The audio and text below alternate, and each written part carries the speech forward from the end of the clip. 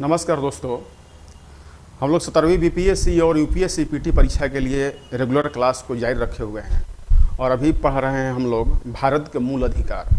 मूल अधिकारों में हम लोग आज पढ़ेंगे आर्टिकल 18 अनुच्छेद 18। हालांकि ये आप जान लीजिए कि अनुच्छेद 18 जो है आपको कोई मूल अधिकार नहीं देता, बल्कि कुछ चीज़ों में आपको मना करता है, उपाधि लेने से मना करता है। भारतीय संविधान के अनुच्छेद 18 मूल अधिकार में भाग 3 के तहत आपको दी जाने वाली सभी प्रकार की उपाधियों को अंत करता है, समाप्त करता है। इसमें कुछ अपवाद है, विशेष नियम बताएंगे आपको। जैसे उपाधि का मतलब होता है कैसर हिंद। उपसर्ग और प्रत्यय माने किसी नाम के पहले, किसी चीज़ के पहले आने वाला कोई बड़ा चीज़, जैसे सर हो गया, नवाब हो गया, या कोई दूसरी चीज़ें हो गई, कि माने आपके नाम के पहले या किसी दूसरे नाम के आगे और पीछे कुछ ऐसे लगा देने से जैसे लगता है कि उस व्यक्ति को एक अलग पहचान दी जा रही है, औरों से अलग की जा रही है, उससे विशेष पहचान स्थापित कराया जाता है। तो इस तरह से हमारे भारतीय संविधान में इन उपाधियों को अंत कर दिया गया। लेकिन कुछ अपवाद हैं, जैसे सैन्य उपाधियाँ, परमवीर चक्र, महावीर चक्र और भारत रत्न, पद्मश्री, पद्म विभूषण, ये सब ऐसे उपाधियां हैं जो विशेष प्रकार के विशिष्ट कार्य, अदम्य साहस या अदम्य सेवा, अदम्य किसी चीज़ में आपको विशिष्टता हासिल हो, तो भारत इसे मना ही नहीं करता। माने जो सैन्य मेडल्स हैं, सैन्य पुरस्कार, उपाधियां हैं, उसमें कोई गुरेज नहीं किया गया है। और भारत सरकार द्वारा दी जाने वाली भारत रत्न, पद्म विभूषण और पद्मश्री जैसी उपाधियां दी जाती हैं। भारत का नागरिक हो या गैर नागरिक हो, वह उपाधि अब प्राप्त नहीं कर सकता। पुरस्कार और उपाधि में अंतर होता है। शैक्षणिक क्षेत्र में भी कई उपाधियां दी जाती हैं भारत सरकार द्वारा, लेकिन उसे भी पुरस्कार की श्रेणी में या कुछ उपाधि श्रेणी में रखी गई है जो मान्य है। तो सैन्य और शैक्षणिक क्षेत्रों में कुछ उपाधियां जो हैं वो मान्य हैं, उस पर हम लोग चर्चा करेंगे। लेकिन नागरिक हो, भारत का नागरिक या गैर नागरिक, भारत का नागरिक विदेशी से भी पुरस्कार नहीं ले सकता।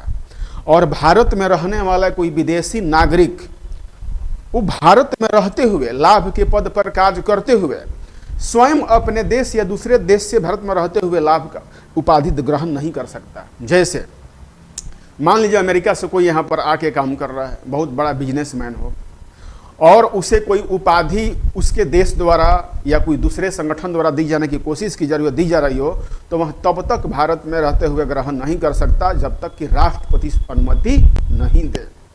अगर लाभ के पद पर नहीं भी है, लाभ के पद पर है, तो उस उपाधि तो नहीं दी जाएगी। लेकिन अगर लाभ के पद पर नहीं है, सरकारी लाभ के पद पर नहीं है, स्वयं बिजनेस के क्षेत्र में है, तो उसे भारत में रहते हुए तभी वह उपाधि मिल पाएगी जब तक कि राष्ट्रपति उसे अनुमति नहीं दे। इसका सीधा सा मतलब है कि भारत सरकार या भारत का संप्रभुता यह चाहता है नागरिकों और गैर नागरिकों से कि वह भारत में रहते हुए भारत के लिए सोचे, वह भारत को सर्वोपरि दे, न कि किसी कोई उसे और उपाधि दे दे और उस उपाधि के बदले में उसे वो लाभ पहुंचाए और भारत को हित करे। तो इससे भारत सरकार का कानून जो है या भारत सरकार गुरेज करती है। इसीलिए नागरिक हो या गैर नागरिक हो, इन सभी के लिए विशेष प्रावधानों के तहत उपाधियों का अंत कर दिया गया है। कैसरे हिंद, नवाब साहब, सर, ये सब उपाधि जो है अब इसको समाप्त कर दिया गया है। जैसे मान लीजिए एक वाद था कि वकीलों के वरिष्ठ वकील कहता था, वकील से पहले फलाना वरिष्ठ वकील, वरिष्ठ जज। इस पर भी न्यायालय में केस किया गया कि ये वरिष्ठ भी तो एक उपाधि है, लेकिन सर्वोच्च न्यायालय ने इसको खंडन किया कि वरिष्ठ जैसा शब्द कोई उपाधि नहीं है। इस पर सुप्रीम कोर्ट ने रोक लगा दी और वरिष्ठ कहा जाता है। तो वरिष्ठ जो है, चाहे कुछ ऐसे पद हैं जो लगता है कि उपाधि जैसा है, वो बहुत कुछ आपको एनालाइज करने की ज़रूरत है। तो आइए इसको हम लोग और डिटेल से जाने। एक बार फिर दोहरा दूं कि भारत में उपाधियों का अंत कर दिया गया है, लेकिन सैन्य क्षेत्र में अदम्य साहस दिखाने के लिए आपको परमवीर, महावीर चक्र जैसी उपाधियां दी जाती हैं। भारत सरकार द्वारा भारत रत्न, पद्म विभूषण, पद्मश्री जैसे आपको उपाधियां दी जाती हैं। शिक्षा के क्षेत्र में कई उपाधियां दी जाती हैं। लेकिन भारत के नागरिक और गैर नागरिक, भारत का विदेशी भी अगर भारत में रह रहा है तो स्वयं अपने देश से भारत में रहते हुए उपाधि ग्रहण नहीं कर सकता जब तक कि राष्ट्रपति से अनुमति प्रदान नहीं करे, भारतीय राष्ट्रपति। तो आइए हम लोग जानते हैं सबसे बड़ी बात है कि आप अनुच्छेद 18 में उपाधियों का अंत है, और उपाधियों का अंत को हम लोग डिटेल जाने पीपीटी के माध्यम से। भारतीय संविधान का अनुच्छेद 18 कहता है कि उपाधियों का हम लोग उन्मूलन कर दिए। जैसे राज्य द्वारा कोई भी उपाधि, चाहे वह सैन्य या शैक्षणिक सम्मान से इतर, माने इससे अलग हो, प्रदान नहीं किया जा सकता। माने भारत सरकार या कोई भी स्टेट गवर्नमेंट वह सैन्य या शैक्षणिक से छोड़ करके, इसको छोड़ करके कोई भी उपाधि प्रदान नहीं करेगा। भारत का कोई भी नागरिक किसी भी विदेशी राज्य से कोई उपाधि स्वीकार नहीं करेगा। अगर आपको कितना भी पीटी में घुमा के सवाल दे कि क्या भारत से ग्रहण करेगा और बगल वाला से कर लेगा, तो नहीं करेगा। तो भारत का कोई भी नागरिक किसी भी विदेशी राज्य से भी कोई उपाधि प्राप्त नहीं करेगा। कोई भी व्यक्ति जो भारत का नागरिक नहीं है, राज्य के अधीन किसी लाभ या विश्वास के पद पर रहते हुए राष्ट्रपति की सहमति के बिना किसी विदेशी राज्य से कोई उपाधि स्वीकार नहीं कर सकता। अब यहाँ विदेशी राज्य का मतलब हो गया आपको समझने के लिए कि वह स्वयं जिस देश से आया है वो भी विदेशी ही कहलाएगा। भारत में अमेरिका कोई व्यक्ति अगर काम कर रहा है और उसको अमेरिका ही कोई उपाधि देना चाह रहा है, तो वही भारत के लिए अमेरिका क्या है, विदेश है। तो भारत में रहते हुए वहाँ से भी नहीं ले सकता। वो अलग बात है कि राष्ट्रपति सहमति दे दे तो ले सकता है। राज्य के अधीन लाभ या विश्वास का कोई पद धारण करने वाला कोई भी व्यक्ति राष्ट्रपति के सहमति के बिना किसी विदेशी राज्य से या उसके अधीन किसी भी प्रकार का कोई उपहार, पारिश्रमिक या पद स्वीकार नहीं करेगा। देखिए यहाँ पर उपहार भी हो गया विदेशी से, पारिश्रमिक भी हो गया और पद भी हो गया, स्वीकार उन्हें नहीं करना होगा। क्योंकि भारतीय संविधान में इस बात की आशंका जताई गई, भारतीय सरकार द्वारा यह आशंका जताई जाती है कि किसी को अगर प्रोत्साहन दिया जाएगा, पुरस्कार दिया जाएगा, सम्मान दिया जाएगा, तो हो सकता है कि वह भारत के विरुद्ध जाके काम कर सके। तो इस तरह से कई प्रकार की उपहार सम्मान पर भी क्या किया गया है, निषेध किया गया है। नेक्स्ट टॉपिक पर हम लोग चलते हैं। भारतीय संविधान का अनुच्छेद 18 का 1 सभी उपाधियों को समाप्त करता है। एक लाइन में सभी उपाधियों क्या करता है, समाप्त करता है। और राज्य के किसी भी व्यक्ति को उपाधियां प्रदान करने से रोकता है, चाहे वह नागरिक हो या गैर नागरिक। हालांकि सैन्य और शैक्षणिक विशिष्टताएं इस निषेध से अपवाद हैं। इसका मतलब यह है कि विश्वविद्यालय उदाहरण के लिए व्यक्तियों को उनकी योग्यता के आधार पर उपाधियां असमान दे सकता है। अनुच्छेद 18(2) में कहता है कि विशेष रूप से भारतीय नागरिकों को विदेशी राज्यों से उपाधियां स्वीकार करने से रोकता है। ये अलग अलग 18(1), 18(2) करके आपसे बीपीएससी में पूछ सकता है, यूपीएससी में पूछ सकता है। तो इसको आपको अलग अलग खंडों में याद करना ही होगा। अनुच्छेद 18(3) में कहा गया है कि भारतीय राज्य के तहत लाभ या विश्वास के पदों पर रहने वाले गैर नागरिकों को विदेशी राज्यों से उपाधियां स्वीकार करने के लिए राष्ट्रपति की सहमति की आवश्यकता होती है। मैंने पहले ही बताया कि कोई अगर भारत का गैर नागरिक है लेकिन उसे कोई विदेशी पुरस्कार देना चाह रहा है, उपाधि देना चाह रहा है, तो उसे भारतीय राष्ट्रपति की अनुमति लेनी होगी। अगर भारत के राष्ट्रपति को फर्स्ट नज़र में लगता है कि इस उपाधि से भारत के संप्रभुता पर कोई खतरा नहीं आएगा तो उसे उपाधि लेने देगा, अन्यथा नहीं लेने का। ऐसे मामलों में सबसे ज़्यादा आता है कि अगर विदेशी कोई उपाधि हो तो उसके साथ बहुत बड़ी अगर राशि जुड़ी हुई हो तो राष्ट्रपति से मना कर देते हैं। किसी को अगर अरबों डॉलर दिया जाए और लाखों डॉलर दिया जाए, लाखों यूरो दिया जाए और उसके साथ एक तमगा उपाधि की दी जाए, तो हो सकता है कि व्यक्ति उस धन के एवज में कुछ भारत को अहित पहुंचा सके। लेकिन केवल कोई अगर पद दिया गया जिसमें कोई ज़्यादा आर्थिक लाभ नहीं है, कुछ लाख तक या कुछ हजार तक सीमित है, तो ऐसे उपाधियों पर राष्ट्रपति अपनी सहमति प्रदान कर सकते हैं। आगे आते हैं। इसके अतिरिक्त अनुच्छेद 18(4) में यह प्रावधान है कि कोई भी व्यक्ति, चाहे वह नागरिक हो या गैर नागरिक, लाभ या विश्वास का पद धारण करने वाला राष्ट्रपति की सहमति के बिना किसी विदेशी राज्य से कोई उपहार, वेतन या पद स्वीकार नहीं कर सकता। खंड 3 और 4 का उद्देश्य भारतीय राज्य, ये खंड 3 और खंड 4 का उद्देश्य भारतीय राज्य के प्रति गैर नागरिकों की वफादारी सुनिश्चित करना और किसी भी तरह के विश्वासघात को रोकना है।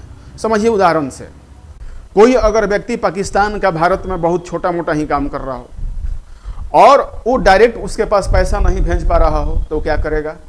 कोई एक बहुत बड़ा उपाधि देगा पाकिस्तान का, उसमें जोड़ देगा $10 लाख अब तो ये बेचारा पैसे के एवज में बंध गया और चाहे कि हम भारत में रहते हुए कुछ भारत की बातें वहाँ शेयर कर दें। तो इस तरह से ज़्यादा वैसी उपाधियाँ जिसमें अर्थ जुड़ा हुआ या बहुत ज़्यादा सम्मान भी जुड़ा हुआ हो, तो भारत सरकार इससे गुरेज करती है, इससे निषेध करती है।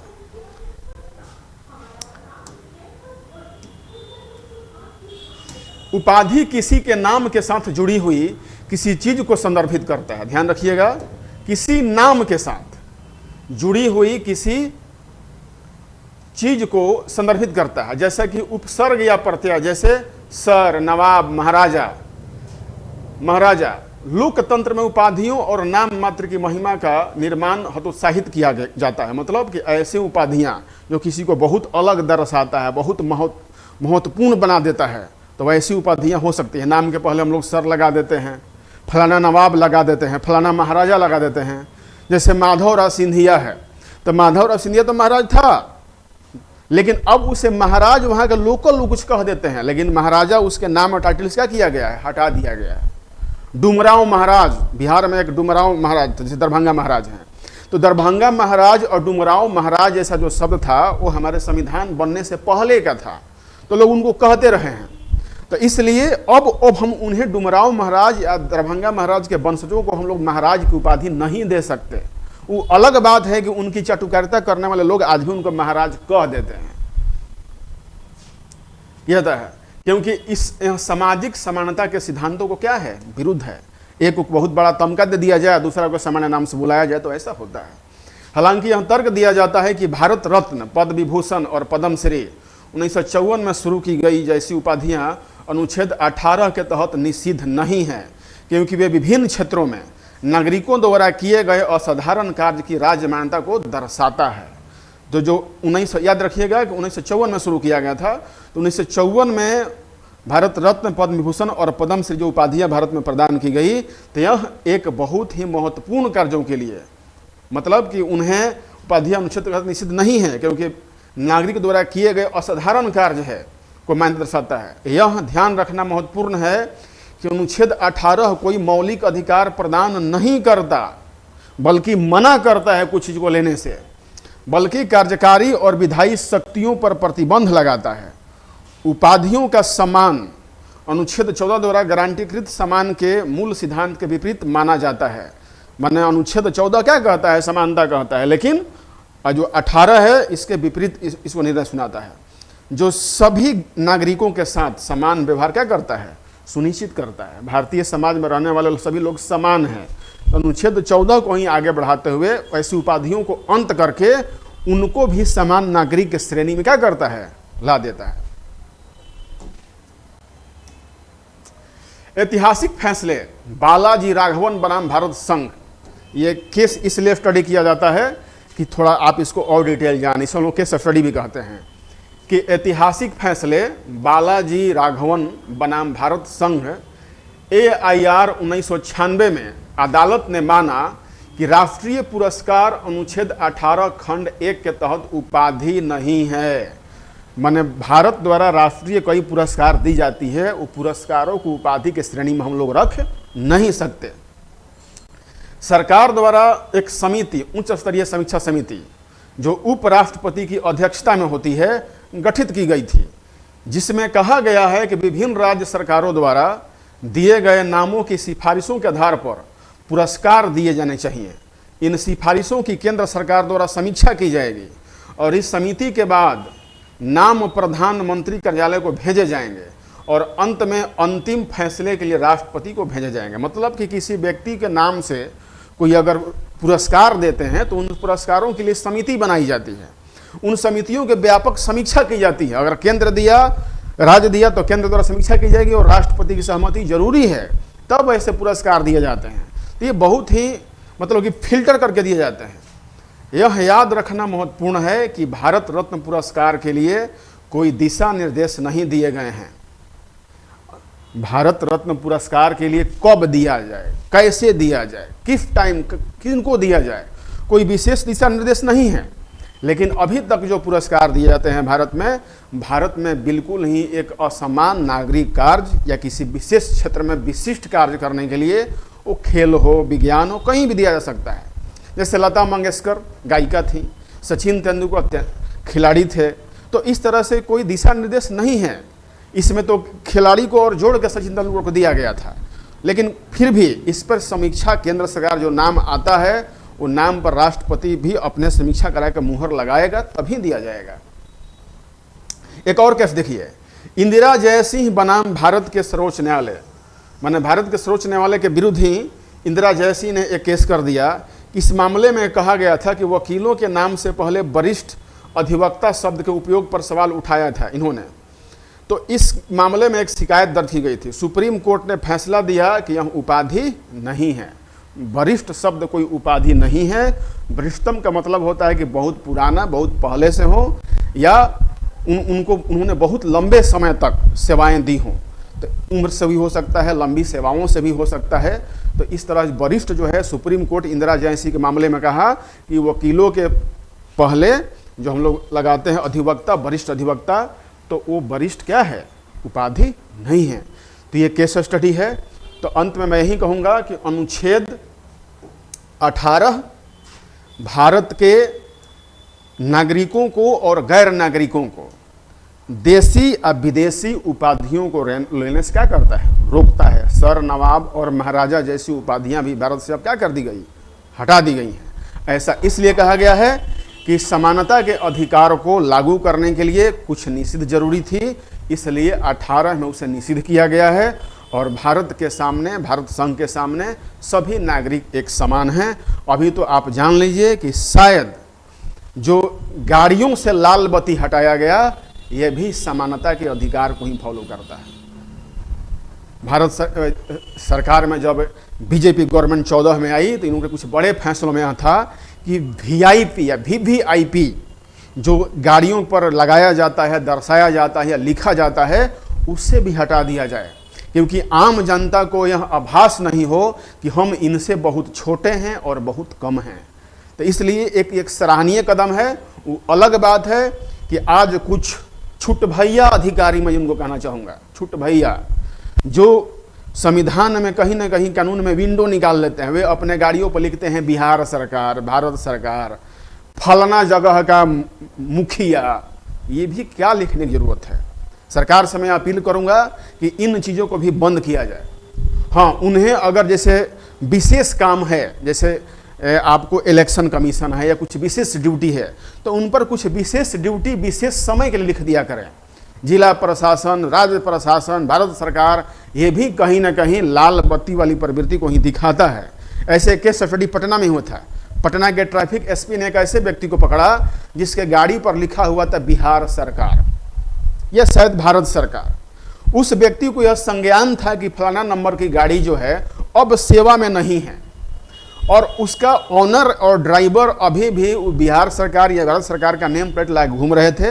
पटना के खुद ट्रैफिक एसपी ने उनको पकड़ा और उनका चालान काटा कि जब तक आप सेवा में थे तभी तक लगाएं। मेरा अनुरोध है मतलब कि शैक्षणिक जानकार के माध्यम से कि जो ये भी लिखा जाता है भारत सरकार और राज्य सरकार, इसको भी हटा दें, क्योंकि इसकी भी कोई ज़रूरत नहीं है। क्योंकि ऐसी गाड़ियों को ट्रैफिक सिग्नल पे आगे नहीं किया जाता है। तो जब समान रूप से इनका भी ट्रैफिक है तो उनको भी लिखने कोई अधिकार नहीं है। और कहीं ना कहीं लाल बत्ती के बदले ये पिछले दरवाजे से घुसाया हुआ क्या है, एक रास्ता है। तो दोस्तों, आपका वीडियो आज कैसा लगा कमेंट जरूर करें, और मुझे उम्मीद है कि आपको इससे लाभ होगा। तब तक के लिए नमस्कार, धन्यवाद। अपने दोस्तों को शेयर जरूर करें वीडियो, और जो लोग नए हैं चैनल पर वे इसे सब्सक्राइब करें, बेल आइकन बजा दें। धन्यवाद।